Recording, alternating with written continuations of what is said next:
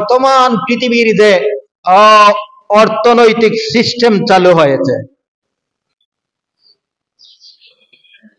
একবারে বিশ্ব ব্যাংক থেকে বাংলাদেশের জাতীয় বাংলাদেশ ব্যাংক তার শাখা প্রশাখা সবগুলা শেষ করিয়া একেবারে সর্বনিম্ন ব্যাংক, গ্রামে গ্রামে যে ব্যাংক চলে আসছে যার নাম গ্রামীণ ব্যাংক, একেবারে চূড়ান্ত পর্যায়ের বিশ্বধনী থেকে নিয়ে চূড়ান্ত পর্যায়ের অভাবী মানুষ সবগুলা এ টু জেড সুদের মধ্যে এমন ভাবে লিপ্ত যে পৃথিবীতে কোনো মানুষ সুদ মুক্ত নয়।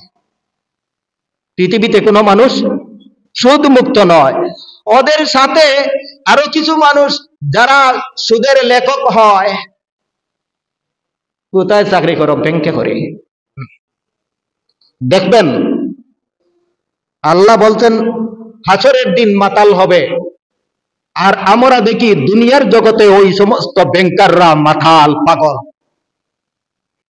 এরা সুদের হিসাব নিকাশ করতে করতে দিন শেষে আপনার সাথে কথা বলার কোনো সুযোগ নাই, অমানুষের মতো কথা বলে, অসভ্যের মতো আচরণ করে, পাগলের মতো তাকে কি যে করে কি যে হয়।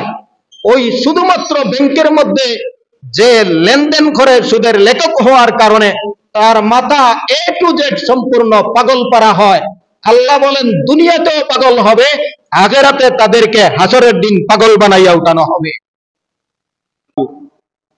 قال رسول الله صلى الله عليه وسلم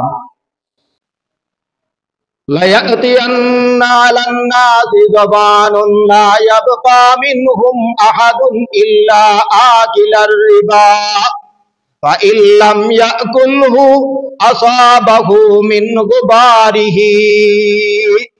নবীজি বলেন ভবিষ্যতে এমন একটা জমানা, এমন একটা কাল আসবে যেই যুগের মধ্যে এমন কোন মানুষ থাকবে না যেই মানুষে সুদ ভোগ করে না। হয়তো সে নিজে সরাসরি প্রত্যক্ষভাবে সুদ ভোগ করে অথবা সে পরোক্ষভাবে সুদ ভোগ করে। আমাদের সমাজে, আমাদের যুগে এই হাদিসের বাস্তবতা সম্পূর্ণ এ টু জেড, সর্ব উচ্চ ধনী থেকে নিয়ে সবচাইতে বড় গরিব পর্যন্ত সবাই সুদের মধ্যে লিপ্ত। 1400 বছর পূর্বে আল্লাহর নবী যেই ভবিষ্যৎবাণী করে গিয়েছেন সেই ভবিষ্যৎবাণী আমাদের অক্ষরে অক্ষরে সম্পূর্ণ বাস্তবায়িত হচ্ছে।